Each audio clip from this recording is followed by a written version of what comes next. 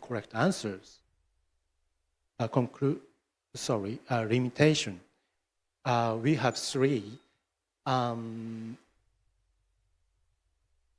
I excluded some questions like images, and second is two countries, Japan and Taiwan, have different education systems. Third, the time period was only for 5 years. Conclusion, ChatGPT achieved accuracy levels that surpassed the national exam in both Japan and Taiwan, even if the excluded questions were counted as 0 point. Thank you.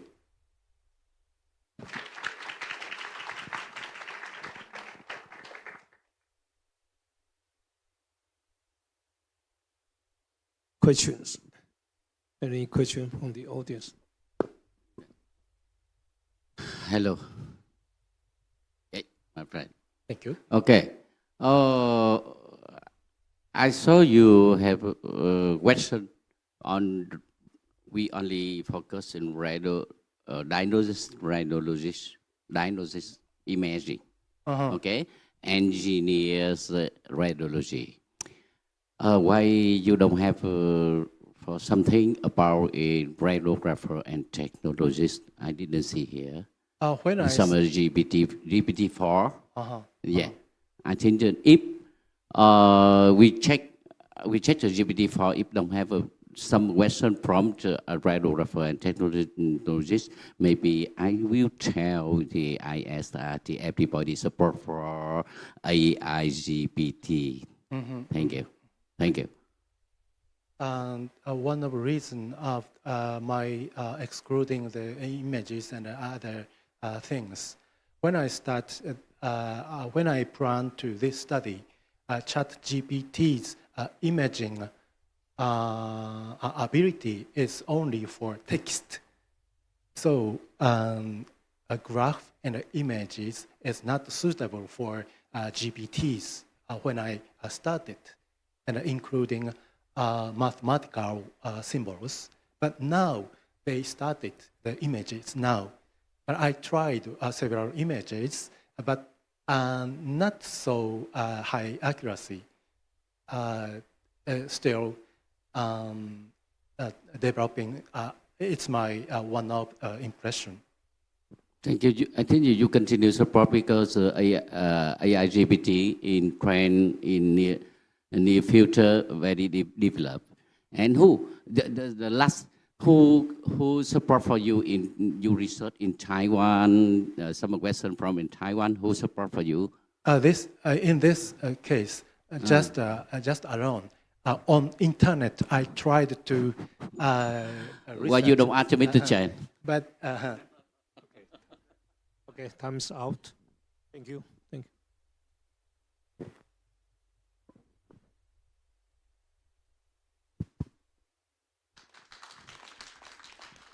Okay, let's move to the second subject. The presenter is Twsrt. He will present the topic Enhanced CXR image classification accuracy through tailored deep learning approaches. Let's welcome Twsrt.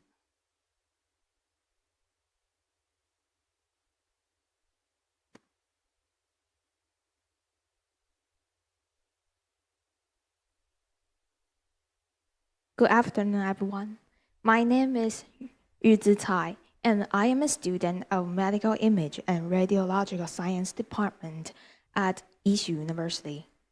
Today, I am thrilled to present to you the latest finding from our study, Enhanced Checks X-ray Image Classification Accuracy through Tailored Deep Learning Approaches, which addresses a significant challenge in this field. I would like to introduce the co-authors of this study, who are Professor Shi, Professor Wang, Dr. Chen, and Professor Wang.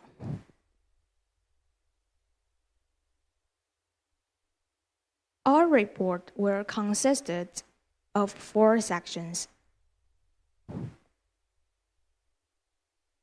motivation and purpose, materials and method, result and conclusion. Let's discuss motivation and purpose. We know that chest X-rays is crucial for the clinic. Pneumonia chest X-rays often have similar image patterns, making it challenging in distinguish between virus pneumonia types. To address this challenge, we are using a novel tailored deep learning method to classify different types of pneumonia from normal chest X-ray cases.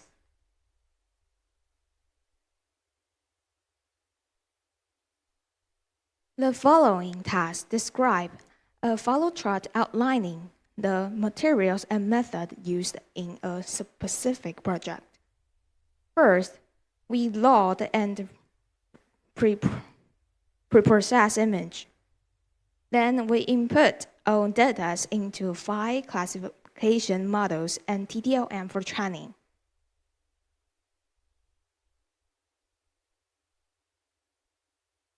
Validation and testing. According to the chart, TDLM consisted of only 17 layers, fewer than other parts of the chart. TDLM is specifically designed to identify suitable signs of virus types of pneumonia in chest X-ray image. Okay, back to our chart. Finally, we calculate their accuracy and kappa value and compare them with each other to get a conclusion.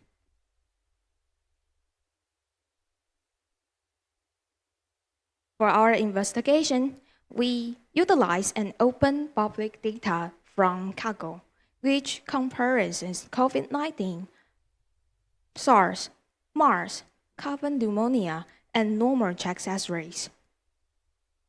The dataset contained a total of 2,435 images, which we divided into 70% for training, 20% for validation, and 10% for testing purpose. To classify chest X-ray image, we designed a specifically called convolutional neural network architecture, also known as CNN, which we referred to as TDLM. Our CNN architecture and confusion matrix of built models will be presented next. We can see on this page that CNN architecture has 17 layers. This page shows the result of the confusion matrix. It is evident in all the confusion matrix that their accuracy is lower than TDLM. Let's discuss the numbers because they matter. When we compare TDLM to other models, the results are crystal clear. TDLM surpasses others, reaching an accuracy rate of 98.9% and a kappa value of 0.986. Precision among COVID-19, MERS, normal pneumonia, and SARS categories is reported as 0.970, 0.986, 0.993, 1, and 0.994 respectively. The TDLM has the potential to greatly improve the accuracy of diagnosing pneumonia from chest X-rays. This means that healthcare providers can have a powerful tool to quickly and accurately identify different types of pneumonia. This is particularly important for patient care, especially in a world where a timing diagnosis can make the difference between a full recovery and a more complicated health scenario. To sum up, the TDLM, a CNN architecture we consume design that show robust and a current performance in classifying chest X-ray image, setting a new standard in medical image AI. Compared to other models, our TDLM has fewer layers, enabling us to obtain the best result faster. By using a larger chest X-ray data, we can enhance the proposed method's generalizability even further. And thanks for your attention, and I look forward to discuss timing from our finding. Thank you. Okay, thank you for a nice presentation. So is there any questions from the audience?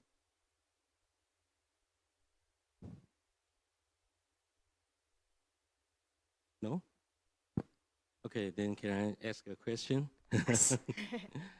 I think the AI model is, the data set is very important to train an AI model. And you use the open available data set. And I'm curious if have you ever tried to apply this model to real chest images, chest X-ray images from the hospital? Oh, the Cargo,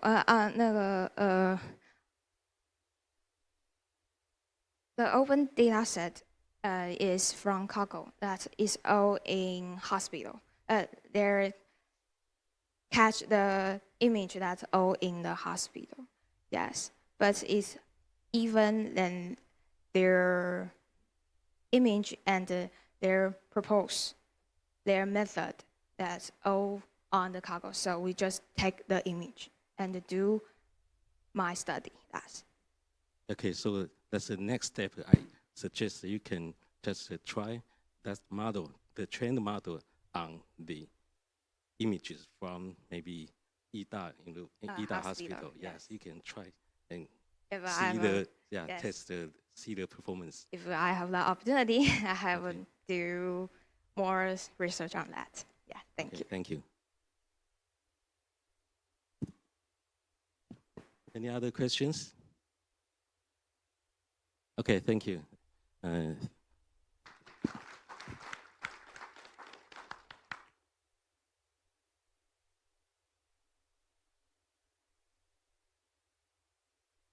third presenter, Qiu Liling, is here.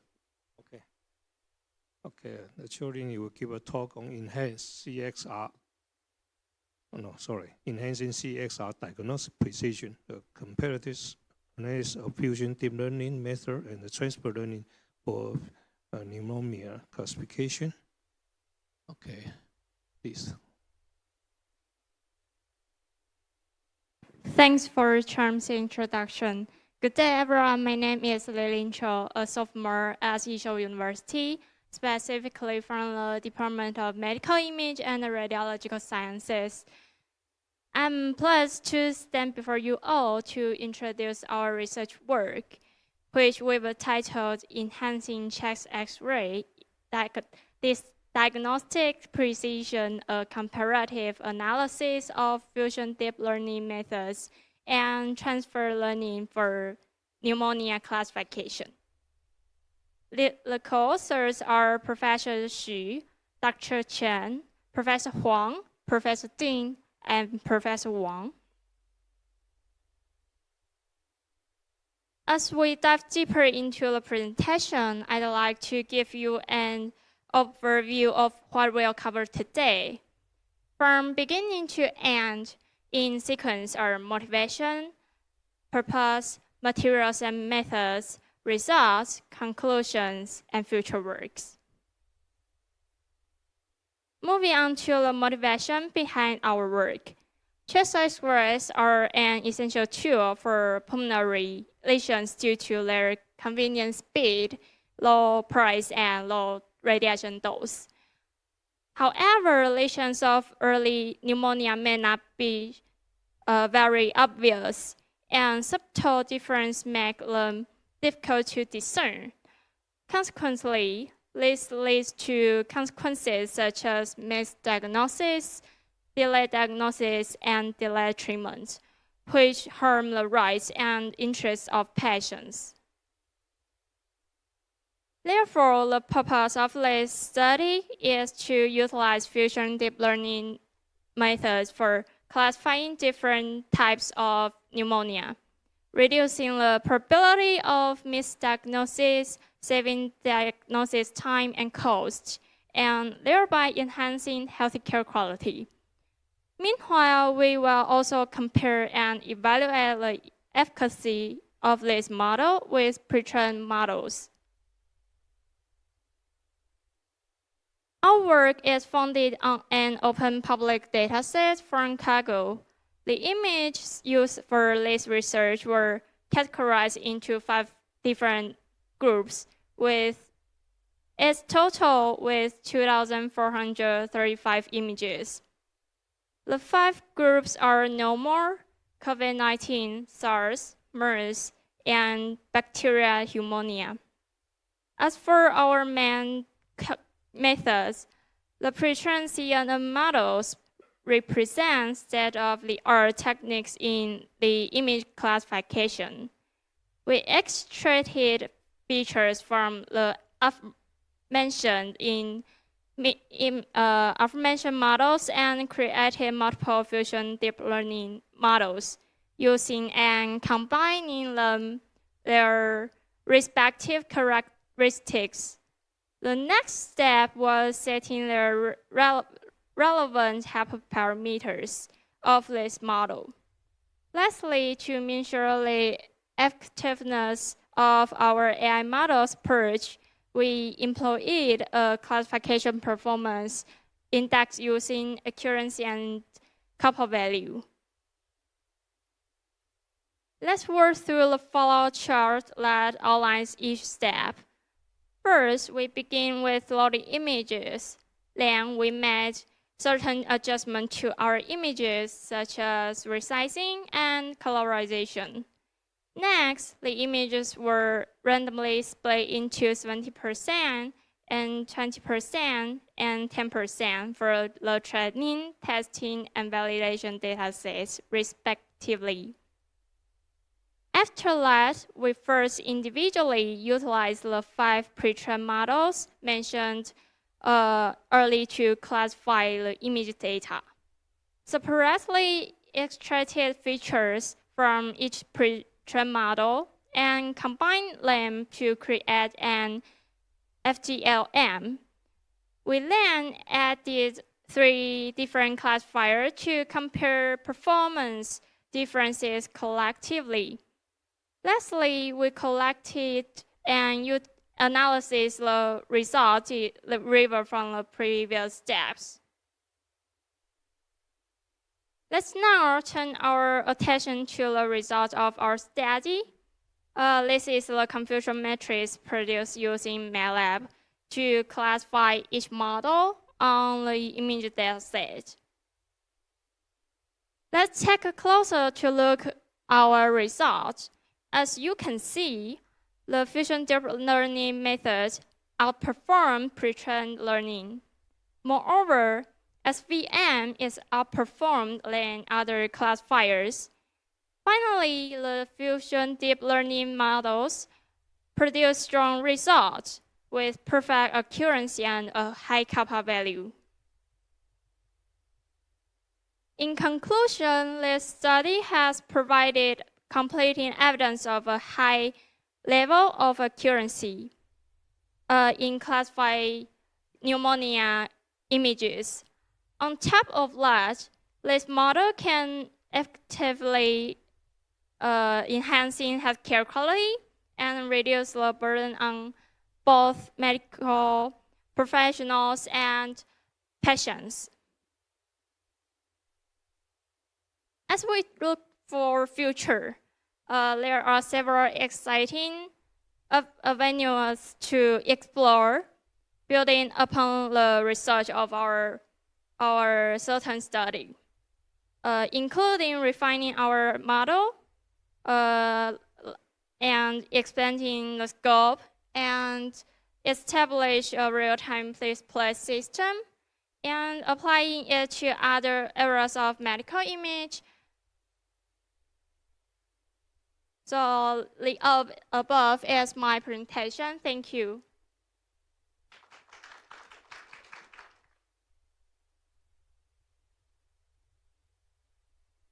Any question from the audience? It's similar to the previous one. It's very interesting.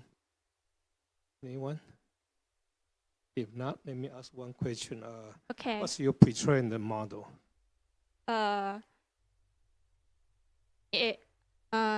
You asked me how to pre-train the model? No. You compare your method, right? Yes. So-called FDLM with a transfer learning. Yes. A transfer learning is from a pre-trained model, right? Yes. And your FDLM also incorporated pre-trained model. Yeah. So it's basically a two-step, right, in your method. It's two-step, right? We have to get the pre-trained models characteristics for each model, and we combine them to become it's our not a model. surprise that your method is better than the pre-trained, of course. Okay. Yes. Have you compare your method to the state of the art? You know, not only the CNN model, other types like a GAN or other more up-to-date model? Can you select again? Have you compared your method, your model, to the state of the art model? I should say that is a good question for us because we have to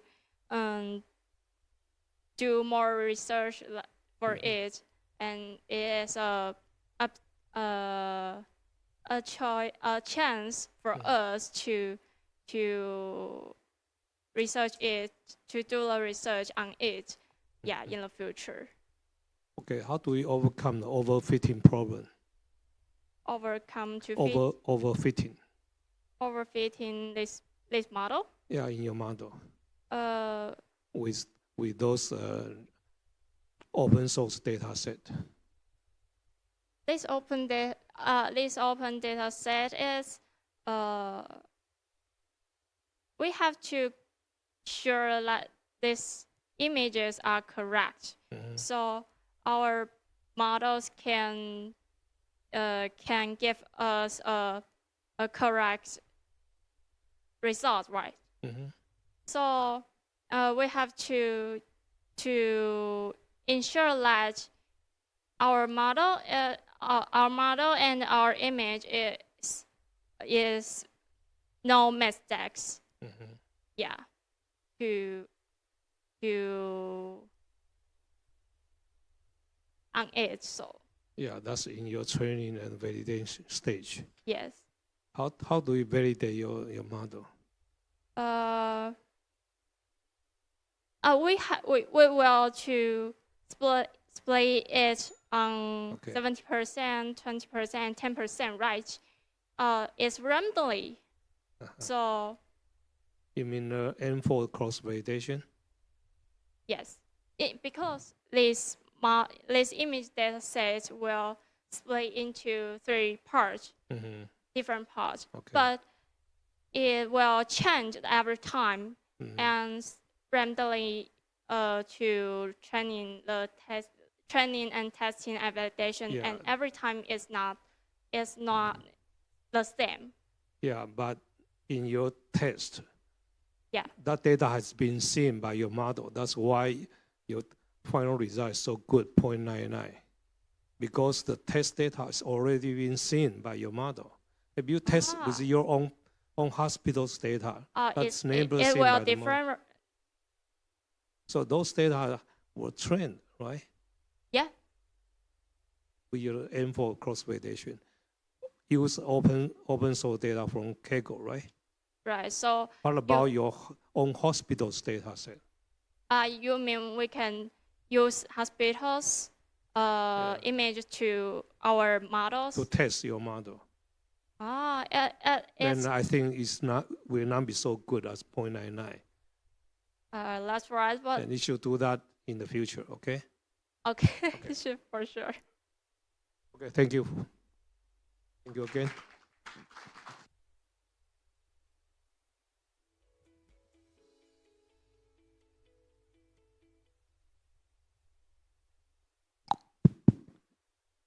Okay, let's move to the next topic, presented by Mr. Du Jiahong from Jiayi Christian Hospital. The topic is identifying prostate tumor with MRI using dynamic contrast enhanced imaging, diffusion weighted imaging, and apparent diffusion coefficient values. Let's welcome Mr. Du Jiahong.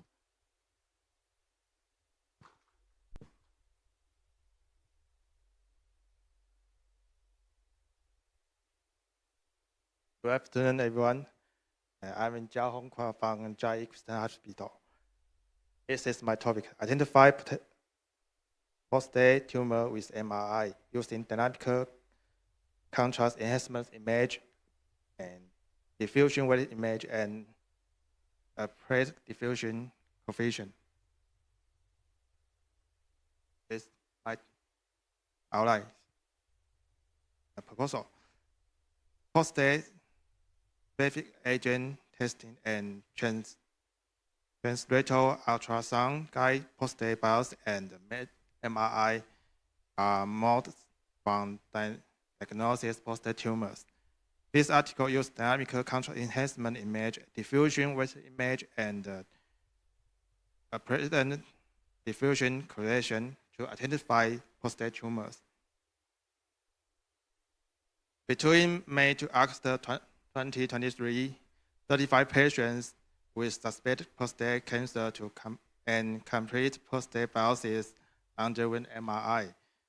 All examinations was performed using a 1.5 Twsrt MRI scanner and used a 30 channels air anterior array coil. And all patients used auto injector to inject a contrast agent. Again. Place the patient into the spine position with the feet point toward the magnet. Place the air anterior array coil over the abdomen. A parameter including coronal T2 and central T2, axial T2 and T1, and axial focus DWI, and axial 3D lava dynamic contrast enhancement. We make 15 phases in total, and 50 seconds per one phase.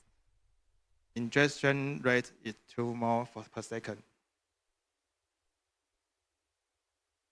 Imaging diagnosis and tumor localizations were performed by 2 radiologists.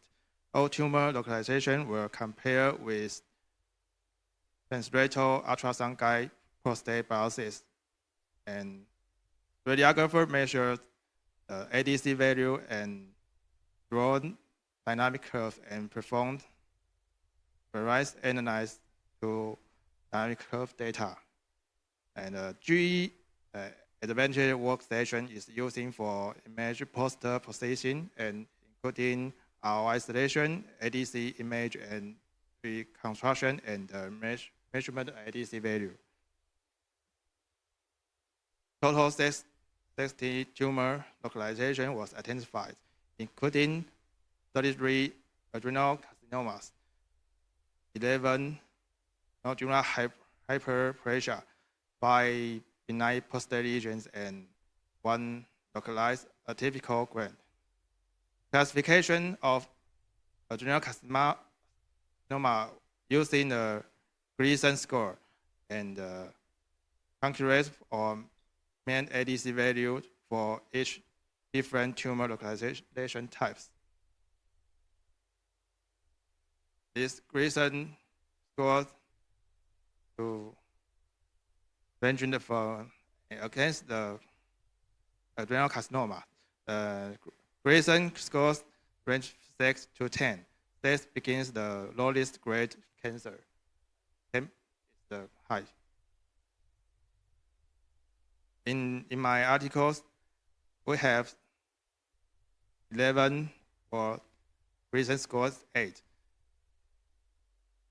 Average ADC value is 749.1.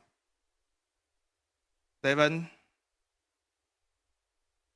F3 in 7 and 7 727.4. like this.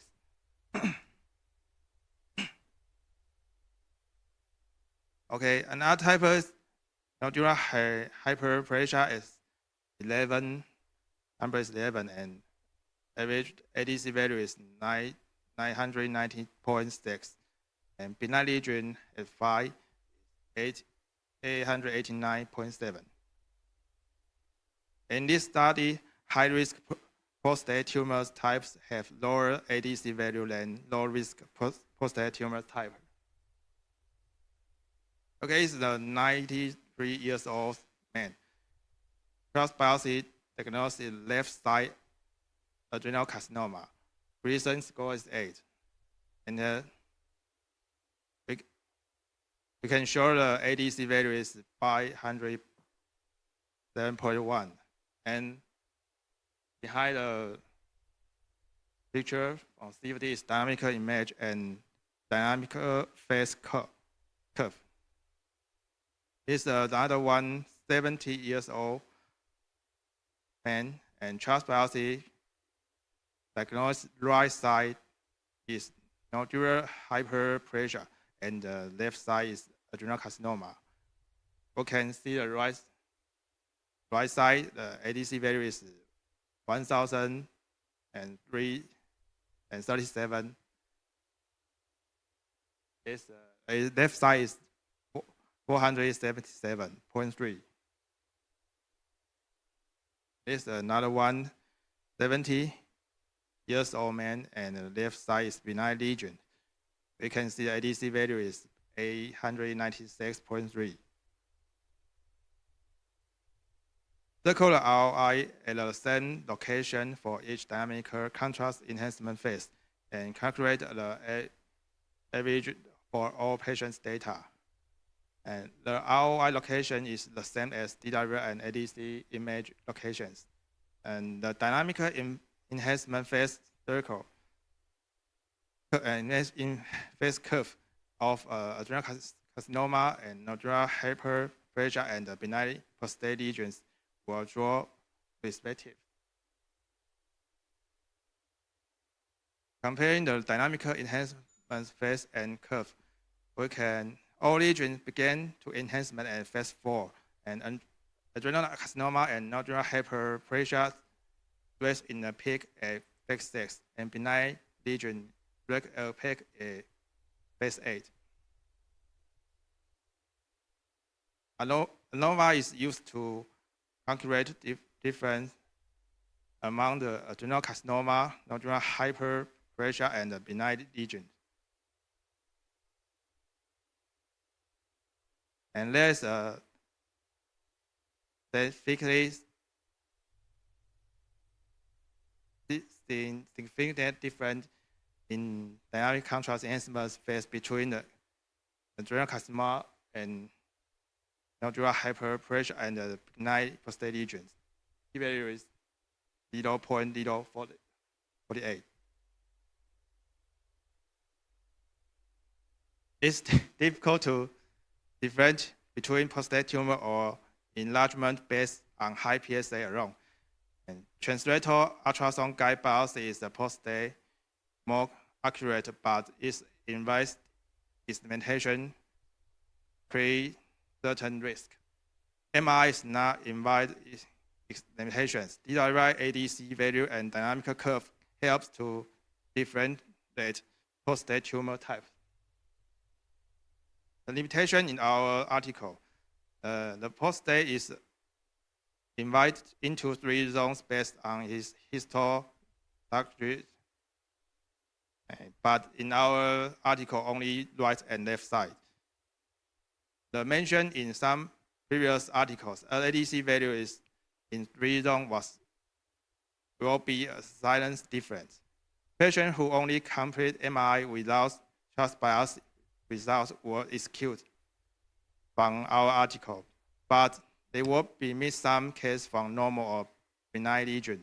They will result in a lack of more objective presentation of the results. Thank you. Okay, Thank you for a nice presentation. Is there any questions from the audience?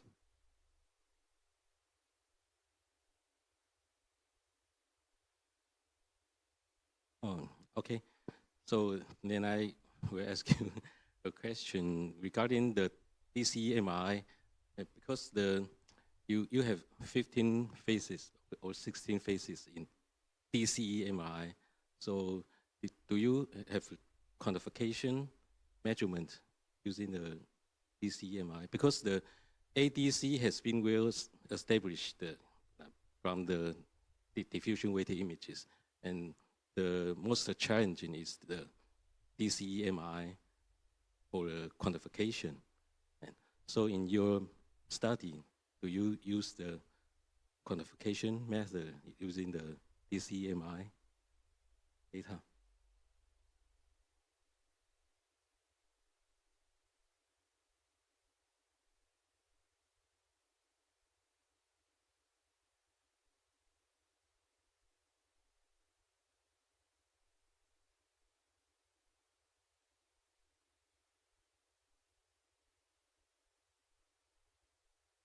It's okay. Maybe that's you can consider to do that in the future, because I'm curious, what's the temporal resolution of the DCMI?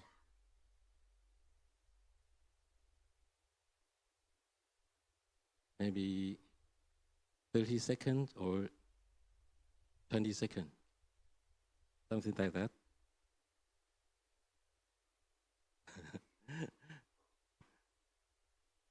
Yeah, you forgot. It's okay. Maybe you can check it out in the future. Okay, thank you. Thank you very much.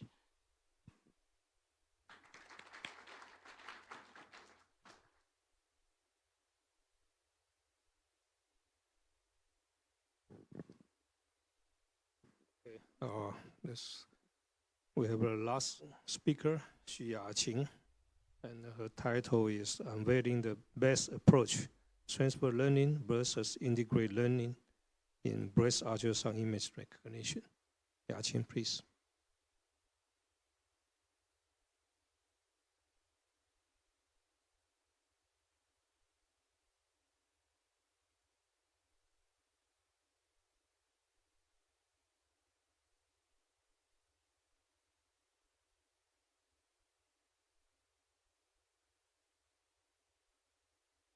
Hello everyone, my name is Yaqing Xu from the Department of Medical Image and Radiological Science at Iso University junior years. I'm honored to be here today.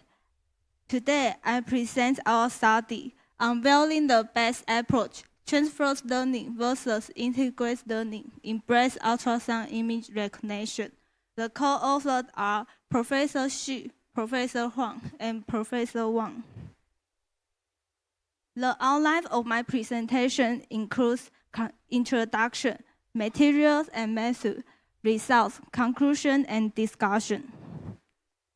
Breast tumor is a critical issue for women, and breast ultrasound image is pivotal for early breast cancer detection. However, distinguish benign lesion from malignant lesion is a challenge for clinicians. As we know, the manifestation of benign ultrasound image is visually similar to malignant ultrasound image. It is difficult for clinicians to diagnose. This study used advanced image recognition techniques to refine the classification of normal, benign, and malignant breast tumors. This is the flow chart of our study. The ultrasound image will collect from open data schedule, and there are 420 normal, 437 benign, and 420 malignant breast ultrasound image. All of the image will resize to 300 by 300 and transform into 3 channels. The data sets will split into 70% training and 30% testing randomly. The transfer learning and integrated learning will build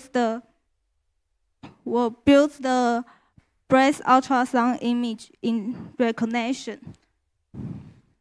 And the 5 protein models were used for learning includes XNet, VGG19, ResNet 50, DarkNet 19, and DarkNet 53. Meanwhile, the features extracted by these 5 protein models were collected and classified into 3 groups by support vector machine, nearest neighbor, and largest regression. Some of performance indexes were used to select the best model and get the final results. The feature will extract from the specific layer of CNN model and input into machine learning classifier, include support vector machine, nearest neighbor, and largest regression. The validation of the study were accuracy, specificity, sensitivity, positive predictive value, negative predictive value, and kappa value. This is the result of transfer learning. The table shows the results of protein model, include XNet, DarkNet 19, VGG19, DarkNet 50, and ResNet 15. The accuracy of transfer learning ranges approximately from 0.74 to 0.87. The best performer of this method is XNet with accuracy 0.87 and kappa value 0.1. And this is the result of integrated learning. The table shows the integrated learning with best classified, and the accuracy of integrated learning method ranges approximately from 0.93 to 0.97. It reveals that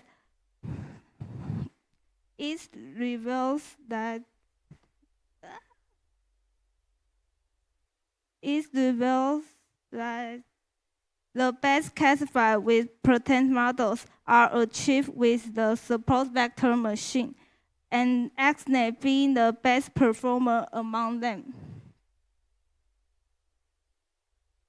Oh, sorry. No, this is the integrated learning approach outperformed transfer learning method. As a result, the combination of XNet CNN with support vector machine proved a valuable breast ultrasound image classification method. With the global accuracy and kappa statistics stood at 0.97 and 0.95 respectively. The integrated model represents higher performance than pretest models, and the XNet CNN with support vector machine is a feasible method for breast ultrasound image classification. The limitation of this study are small sample size and single lesion image. In the future, the build model should apply to clinic to assess the feasibility and efficacy deploying integrated learning. Thank you for your attention.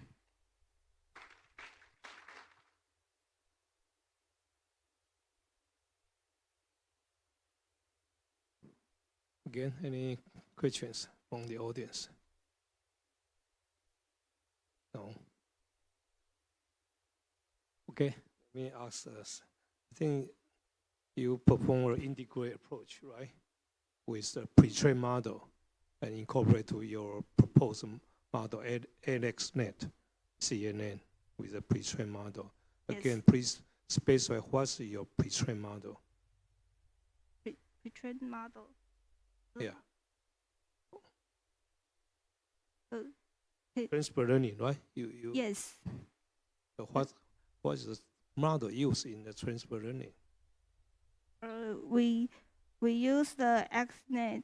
That's and your integrate model, right? But- Final model, right? They are use the same protein models, and the integrated learning have the classifier to make the future extract. Oh, that's SVM is for classification, right? SVM Yes. is a classifier, but I'm talking about the model. Right, you compare your transfer learning model with your ALX CNN model, Yes. and what was the model used in your transfer learning? So I use the 5 CNN models. You just compare 5 CNN model or you integrate one model with the pre-trained model? Transfer learning or integrate learning. Integrate one. In integrate, we use the 5 pretend CNN model and 3 classify, and total 50 kinds of the result. Yeah, you compare two different combination, right? That's one is the model, one is the classifier.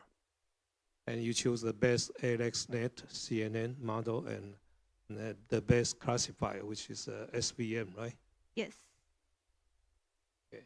Again, you perform the training and the test based on the open source data, Yes. not your own clinical data. No. Okay. Did you perform a validation?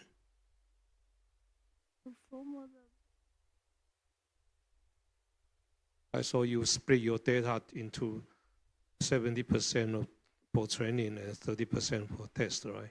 Yes. So no validation, no n-fold cross validation No. to fine-tune your hyperparameters. No. Okay. Okay, that's fine.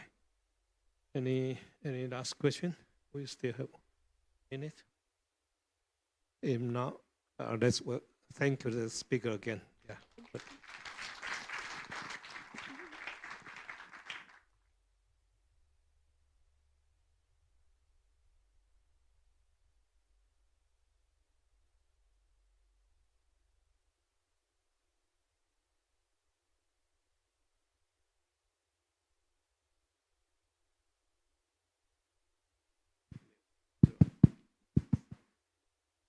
Let's take a picture, please.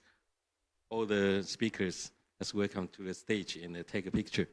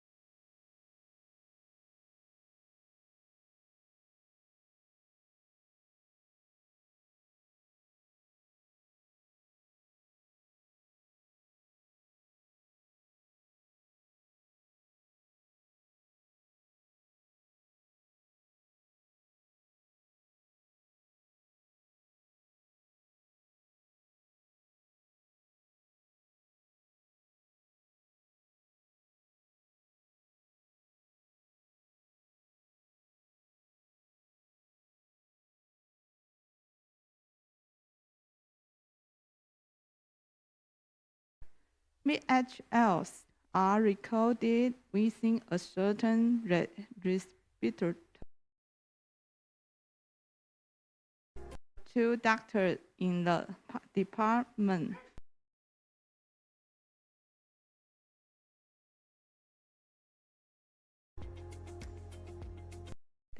Other one was the middle value of the respiratory high range within this study. Result, there is no positive correlation between BHLs and the lung balance.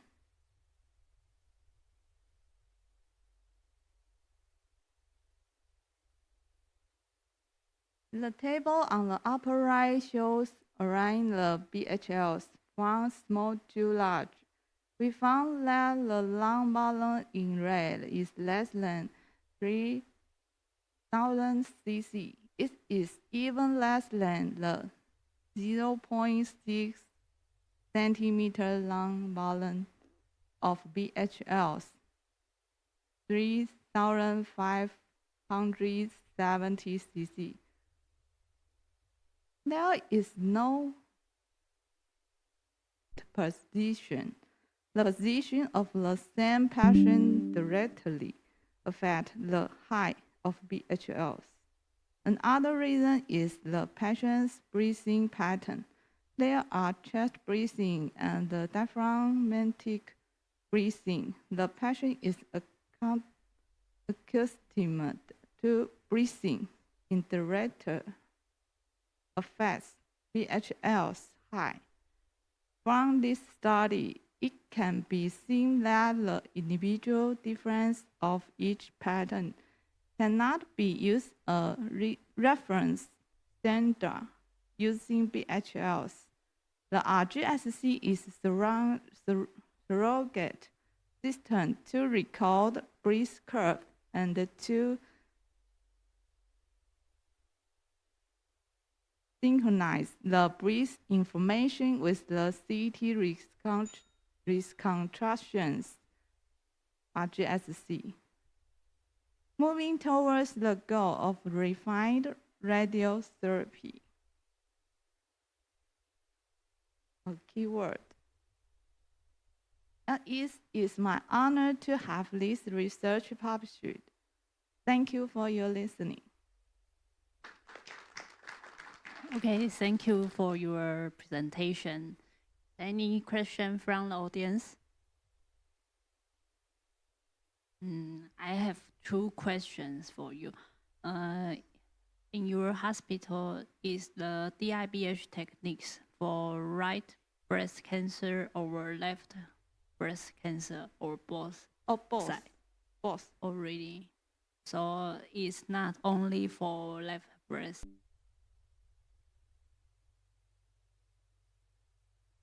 Here, why do you use 2 methods?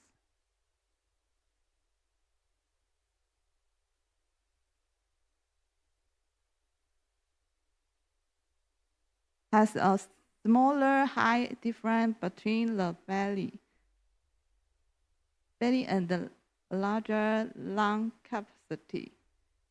Diaphragmatic breathing has a larger height difference in the belly but smaller lung capacity. So you mean the same BHLS value, but it have different lung volume. Okay. Because the different patients, they are different breathing pattern. So the result. Okay, thank you. Oh, thank you.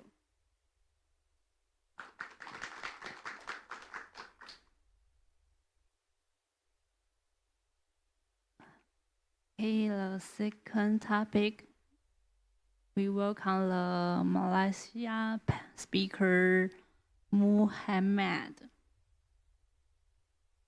The topic is assessment of occupational radiation exposure among radiotherapy trainees during clinical practice. A 5-year retrospective study? Okay, good afternoon, everyone. My name is Muhammad Safwan. I'm a senior lecturer and also a researcher from the National University of Malaysia.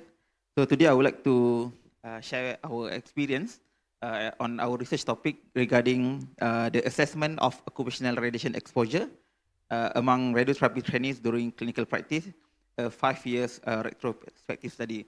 So this study is actually being conducted in collaboration with Malaysia Nuclear Agency. So this is the outline for my presentation today. So basically, the radiotherapy trainee undergo a clinical practice where during the clinical training, they do all the clinical works related to radiotherapy. But somehow this radiotherapy training may be exposed to ionizing radiation, which actually raising a concern about the possible adverse side effect toward the health. So the evaluation of the accumulated equivalent dose is a very crucial step in order to assess the compliance toward safety measures regulated by the standard body.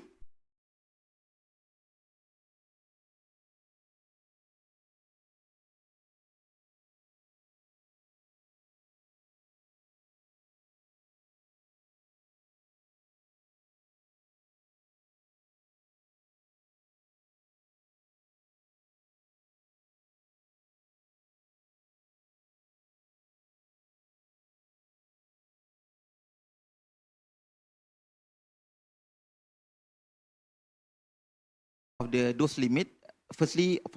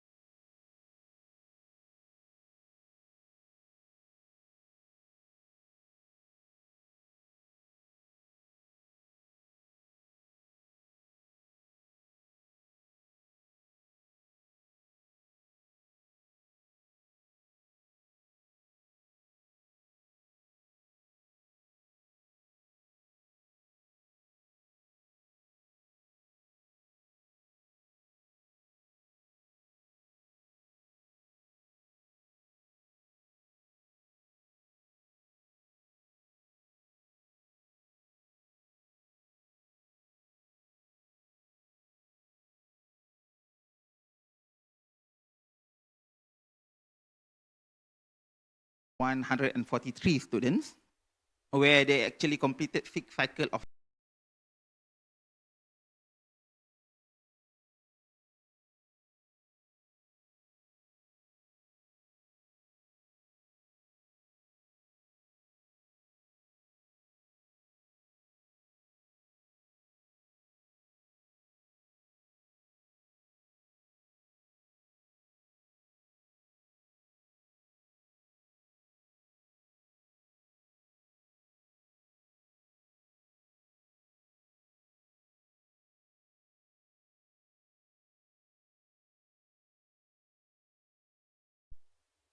so in terms of the data extraction, we actually extract all the data from the electronic secondary standard dosimetry laboratory, or we call it as ESSDL.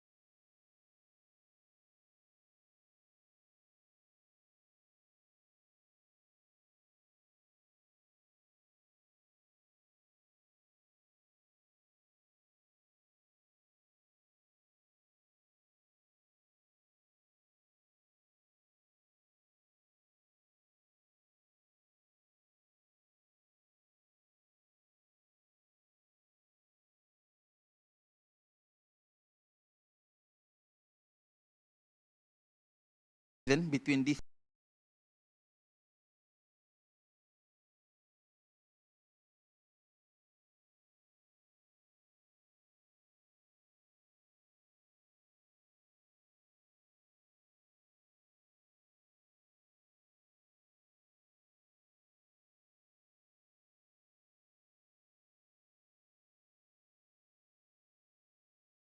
this particular group of trainee did not manage to complete all the clinical attachment because at that particular time, at the end of their study, COVID-19 hit our world. Eventually, they unable to go for clinical practice. So at that particular time, what we do in our university, we change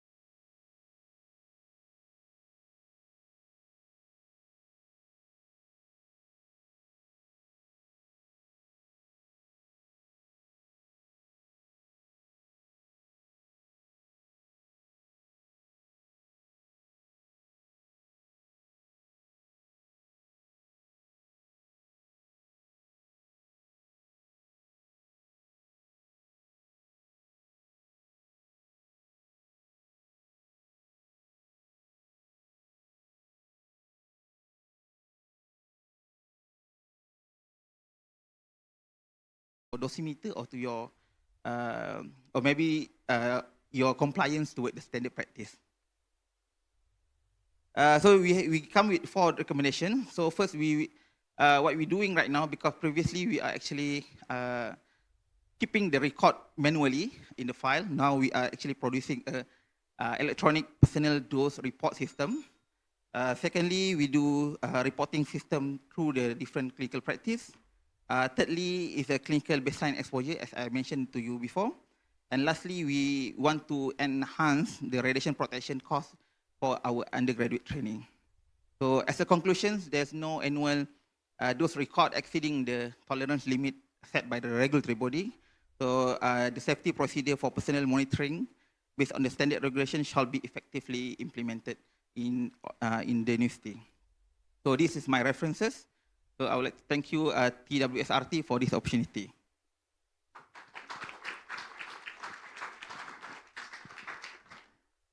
So about the second topic, is any question? Oh, I want to make sure how long about the trainings, the duration in hospital.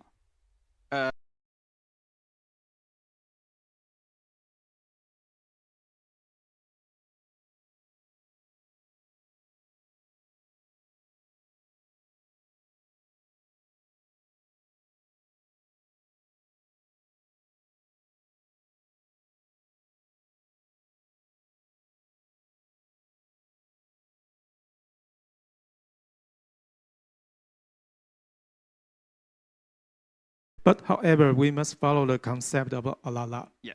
So now let's bring, have you taken any step to further reduce the radiation dose? Yep. That's why we start to introduce the baseline limit, where even though the dose is not exceeding the tolerance set by the regulatory body, but we just want to give some warning to the student or to the undergraduate trainee so that they will always keep the ALALA principle. Okay. So that's the idea of having the baseline. Okay, thank you. Thank you. Any other question? Okay, thank you.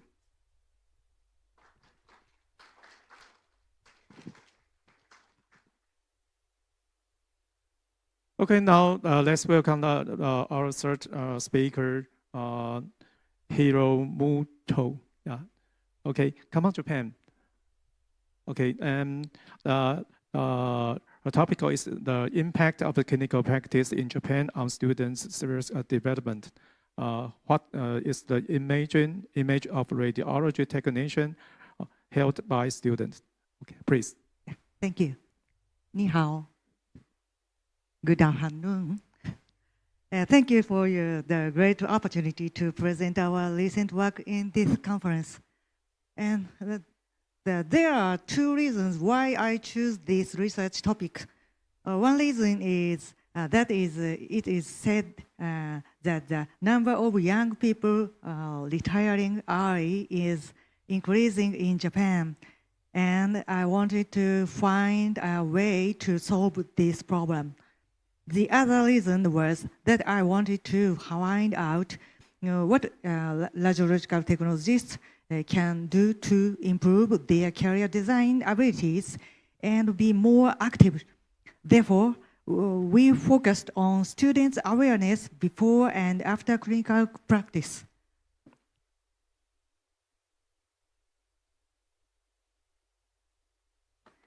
And purpose. Purpose. The aim of this study was to determine what the ideal radiological technologist is held by Japanese students and how clinical practice influences students' career design. Methods. A questionnaire survey was conducted among fourth-year students of the development of radiological technology. The survey was conducted before and after clinical practice. Question items. The survey consisted of 5 items. The first item asked whether the participants had a positive attitude toward their studies. Second, do you have a vision of the ideal radiological technologist you would like to be in the future? And third, the student's ideal image of radiological technologists. Both, when did the participants think about their ideal radiological technologists? And finally, how can we get closer to the ideal RTs? Results. The correction rate of the questionnaire was 89.4%. Let us now analyze the result of questionnaires both before and after clinical practice. And the first question was, is their attitude to study positive?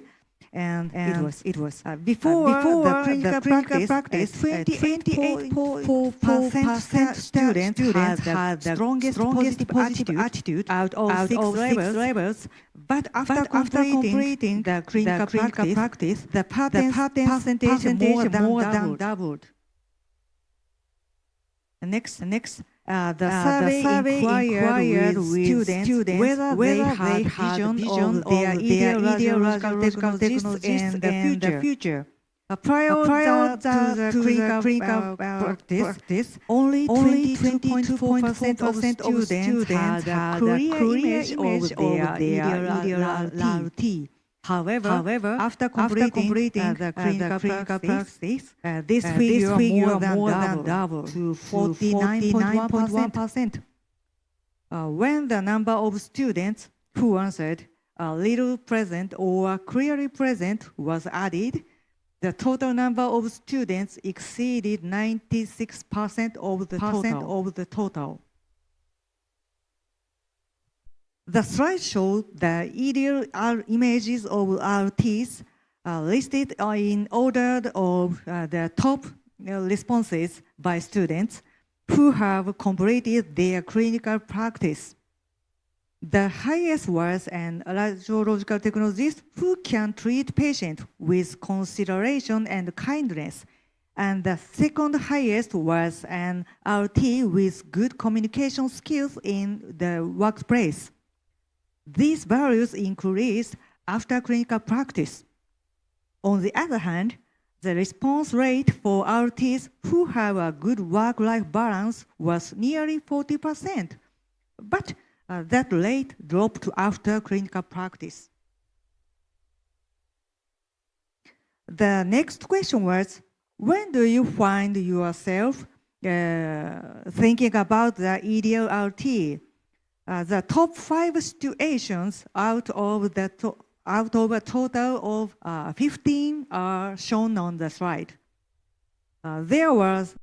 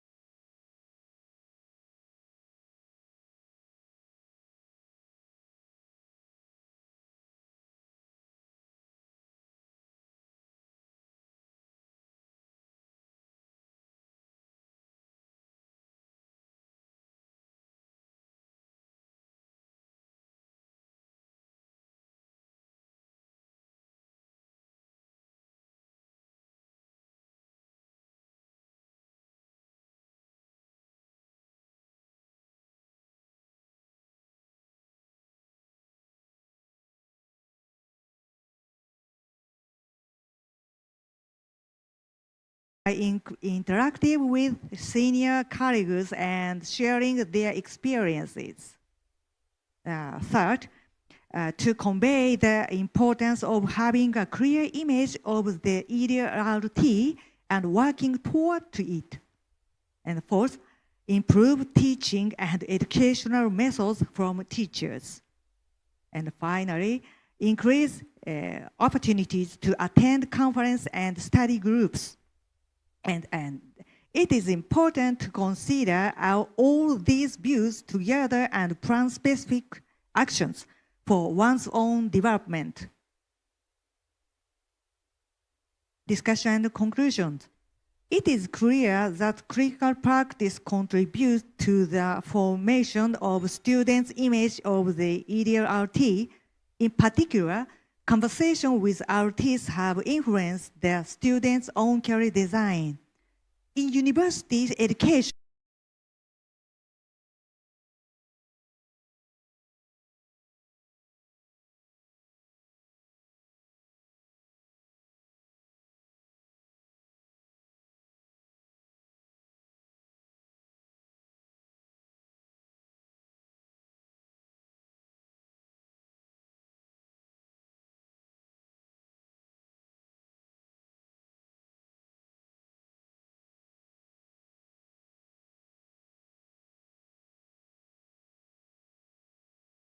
to achieve their goals. And we started now. And thank you for your attention. Okay, so is there any question from audience? No? I think clinical practice is very important process for radiologic students. I think this is right. In Taiwan, we also have many students who have the opportunity to go to Japan. Yeah, and for clinical practice, and most of them are given positive feedback.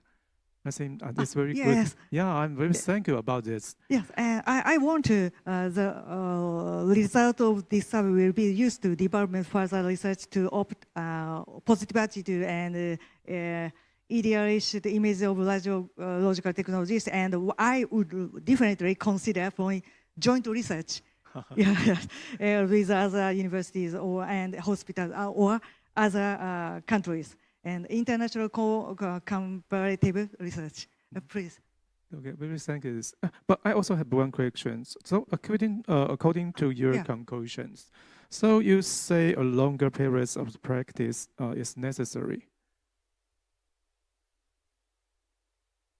Well, I said according to your conclusion. Okay, so you said a longer period of practice is necessary. So how long?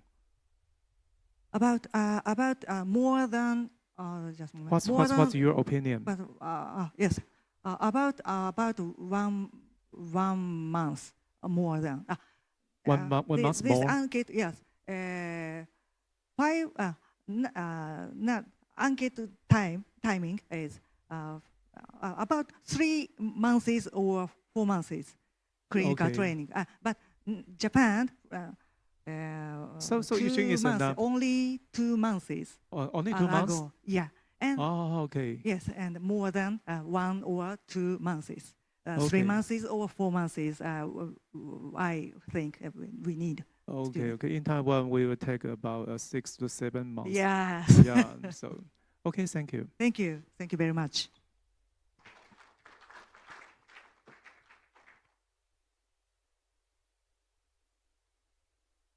Okay. Now, let's welcome the next speaker, Susanta Iputo Edit. Okay, and his topic is early radiation dose boring system, improve patient safety and optimization in cerebral DSA procedure. I think it's a very interesting topic. Please.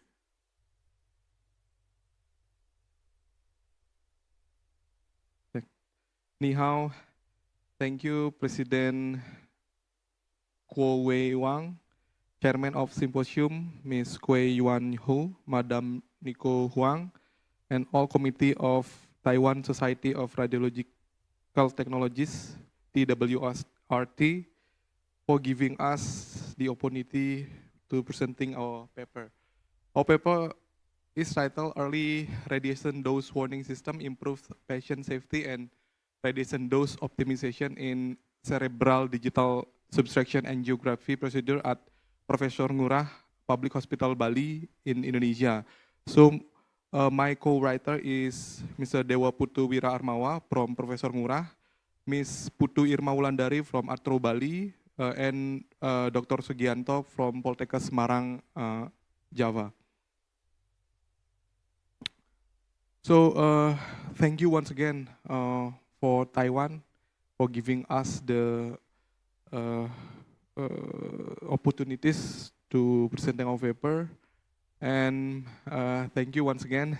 Yeah, this is I think the 2 years or last year I was also giving the paper presentation, but online. So this is our organization, PARI, Perhimpunan Radiografer Indonesia. And disclaimer, this is a preliminary study, not funded by any vendors, no conflict of interest, and focus in catheterization laboratory of fluoroscopy. And this is sharing and discussion. I introduced the Indonesia. Indonesia, well known for the archipelago country, biodiversity, culture, and a lot of volcanoes, and also my hometown, Bali. And this time Indonesia is facing number of health challenges, and the Indonesian Ministry of Health conducted a plan to develop more hospitals for heart disease and stroke and cancer and urology, the 4 diseases that cause the highest mortality rate in Indonesia. This mission requires interventional radiology modalities involving the use of ionizing radiation. Radiation dose warning system is crucial for improving patient safety and optimization to detect and alert potential radiation dose in real time, allowing for timely adjustment to be made to optimize radiation exposure used to patients. So this is the scheme of interventional radiology. We know the interventional radiology is contained two things, diagnostic and therapy. And the therapy will do also the plasty, the embolization, the ablation, the lysis, and the chemotherapy. And this is our interventional room in Professor Ngurah Hospital. So we have 3 rooms from the heart, yes, all. And we open 24 hours, 7 days a week. So we never stop. Always running in 3 rooms. And we have 6 radiographers and 19 nurses. So we have 1 team, 4 person. And we know that interventional radiology, the attention and warning is 2 things, the radiation dose and the contrast media use. So this is the before. The before is like this, all written. So in 2 years ago, we started using the Google Sheet. So we make it online with all 6 radiographers. We put all the record of the patient online. So the before system is written. So we changed it to Google Sheet, and we put all the data of the patient, the fluoro time use, the dose area product, the ICMA, and the contrast media also. And this is the checklist. Every day, every morning, we do the checklist like this: the room temperature, the condition of the machine, and all before. Every day before the examination. And this is the temperature. And with this Google Sheet, we put the code to when we put the examination, so it's shown that DSA, for the example, for the digital subsection angiography, when we put those examination, it will show that the maximum dose for this patient. So with that maximum dose or the DRL, the reference dose, we do the examination, and when the doctor barely reach that dose, so we warn the doctor. But before, we never warn, just run like that. And with this system, it will tell how much dose that can be used, the reference dose. So when it nearly reach the dose, we warn the doctor, you going to exceed the dose.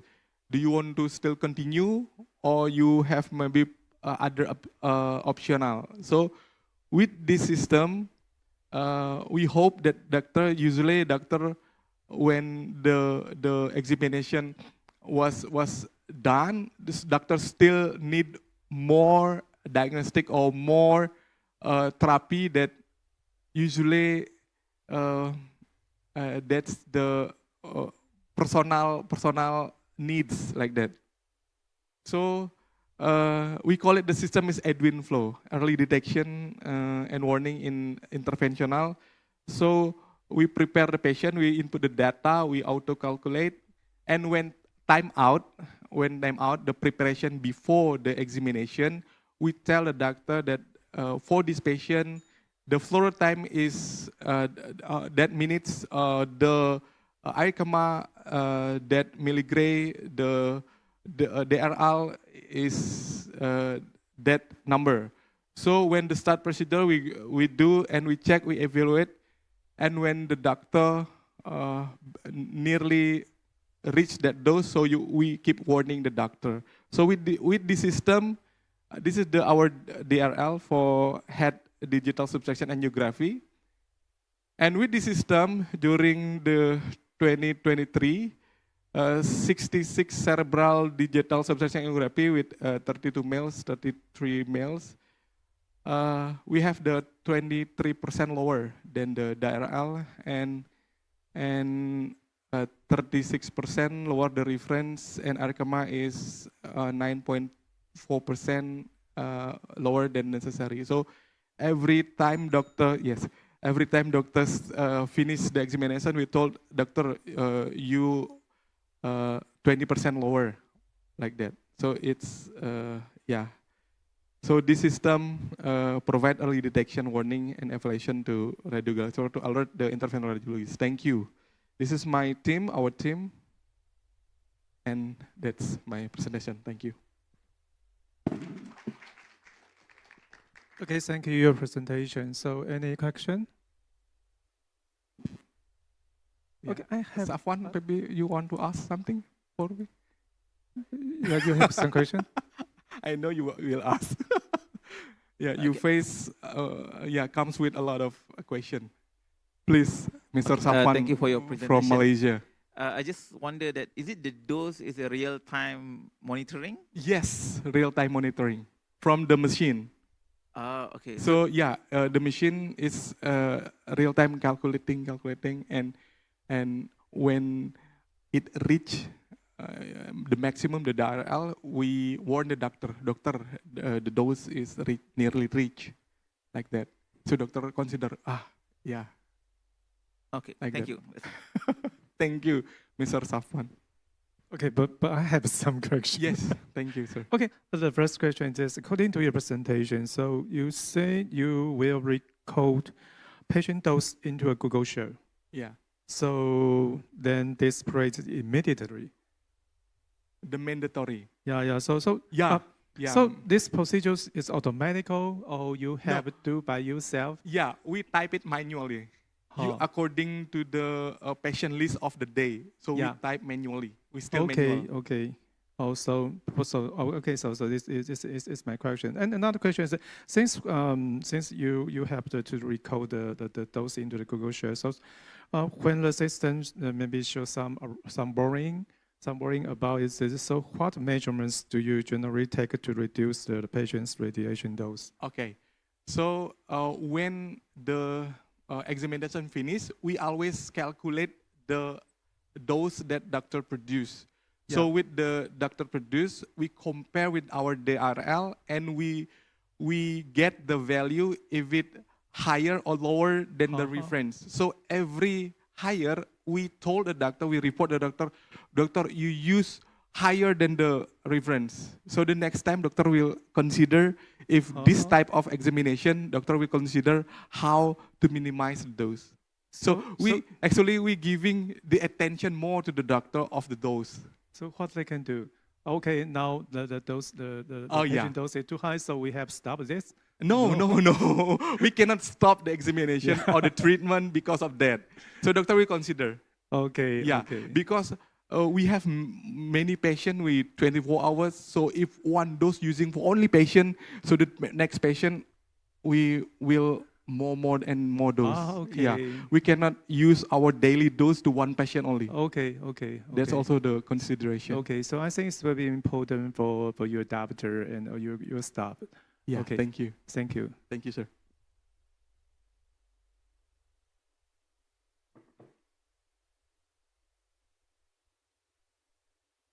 Hello. So our last speaker will display will show his presentation by video. Is right? Okay, please. Hello everyone.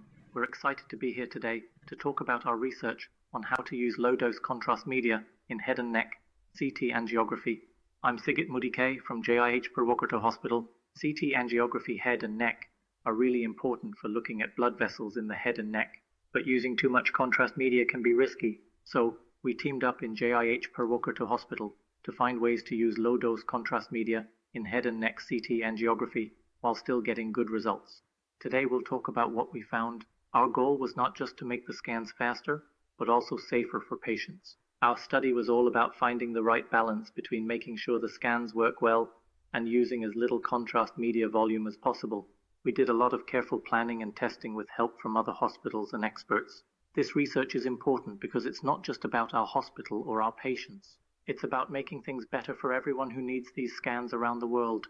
So, as we go through our presentation, we want to share what we learned, what it means, and how it could help make medical imaging safer and better for patients everywhere.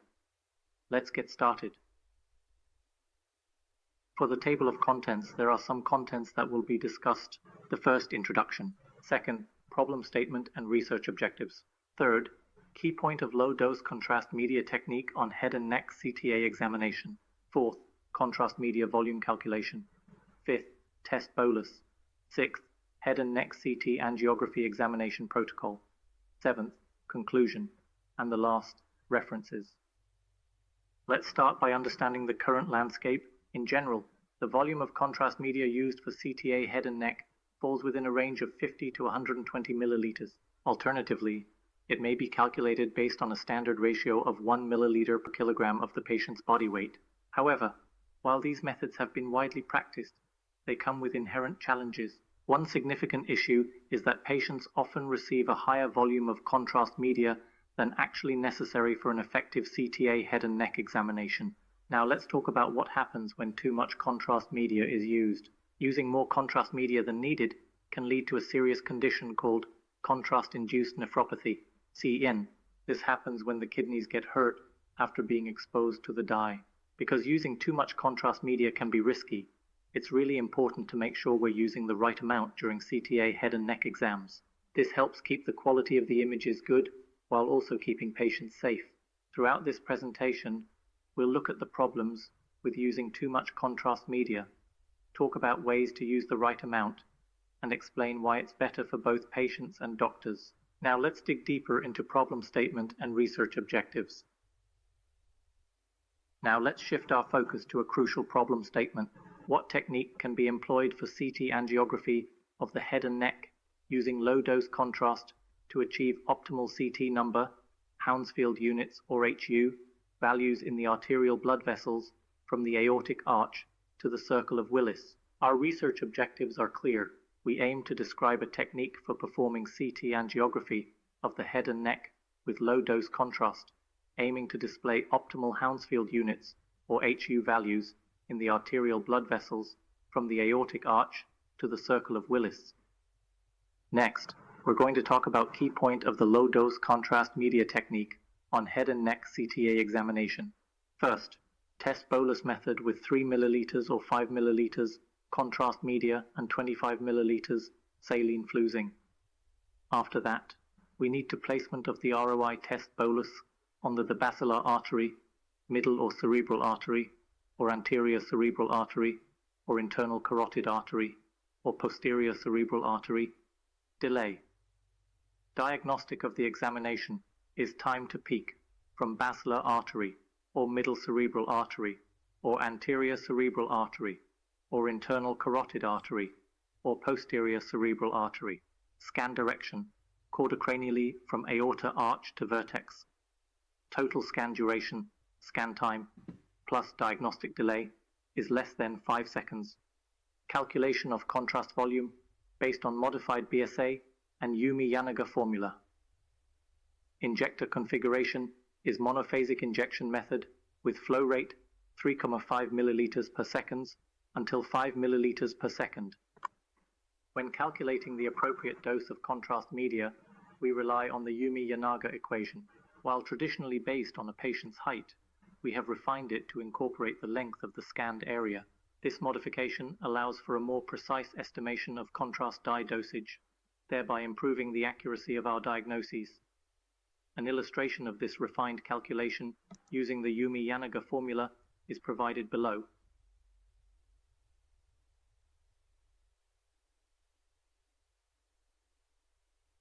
This is a table of contrast media volume calculation results for 3 patients who were used as research objects.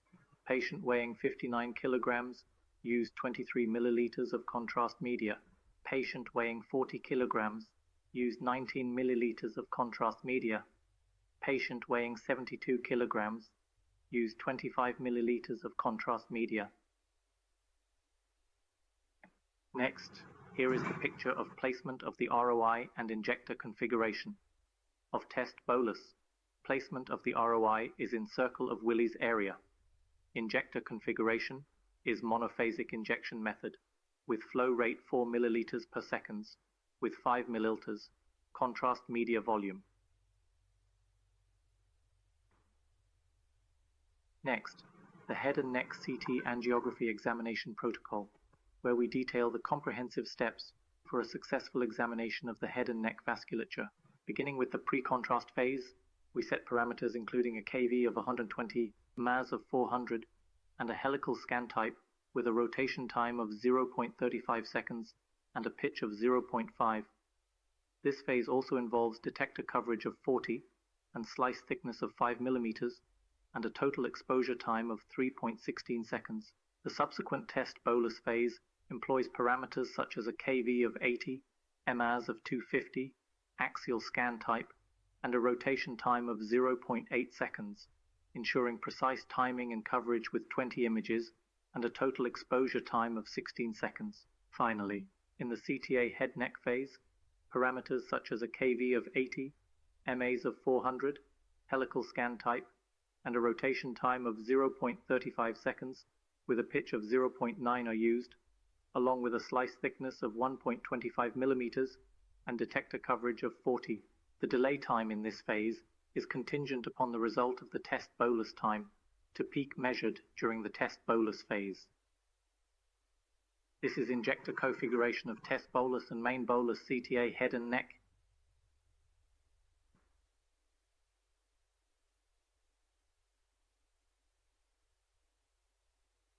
Here is the results slides for the head and neck CT angiography examination. The results of the low-dose contrast media research with 3 different patients who had different weights. The HU value range was between 500 HU until 700 HU evenly distributed in the circle of Willis area.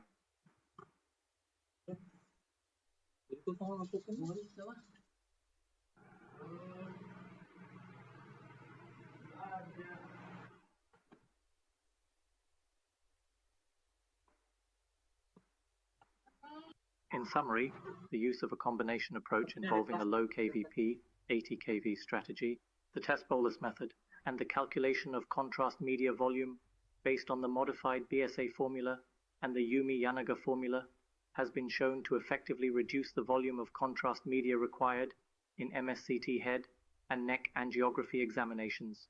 This integrated approach enables the reduction of contrast media to less than 30 ml. The amount of contrast media volume necessary is contingent upon factors such as the length of the scan area, the patient's body weight, and the concentration of contrast media used.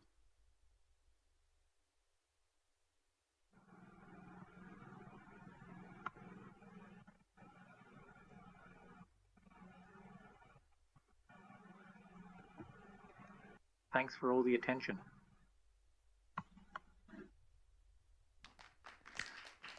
Okay, thanks for the presentation. Since the speaker not here now, so if you have any questions, maybe you can take now. We can make a brief discussion.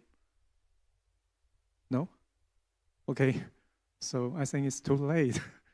Okay. On behalf of TWSRT, I would like to invite all speakers here to take a picture. Please.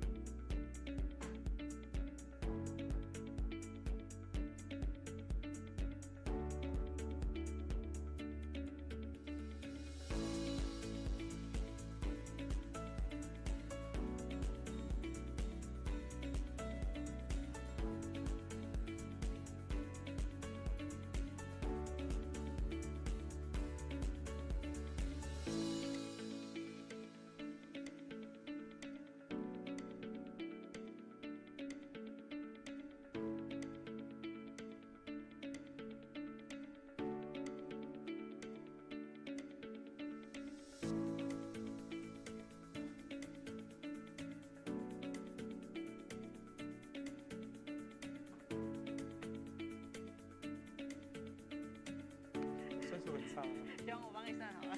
因为我分数真